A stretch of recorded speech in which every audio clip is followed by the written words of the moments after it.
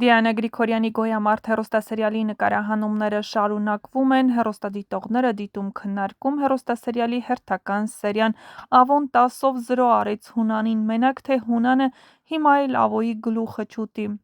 Անկախ նրանից դերը դրական է, թե բացասական, բոլորն էլ լավ են խաղում, ապրեք։ Փաստորեն մենք ճիշտ էինք, Ավոն երկակի խաղ էր խաղում և այս ամենը Վրեժի համար էր։ Շատ լավ են խաղում ու համոզիչ, շնորհակալություն, ապրեք, գրում են հեռուստադիտողները։ Հազիվ Գրիշոն ճիշտ բան է մտածել, թող գնա ու հանձնվի։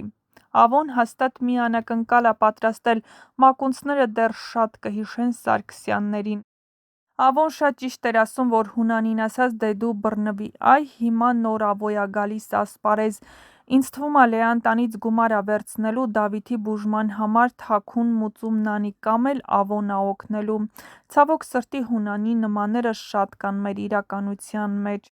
Շատ լավ ա, Մանենը քիչ-քիչ բնավորությունը փոխում է, ահա այսպիսին էին այսօրվա սերիայի մեկնաբանությունները։ Եթե համակարծիք չեք, ապա գրեք ձեր կարծիքները, յուրաքանչյուր կարծիք կարևոր է։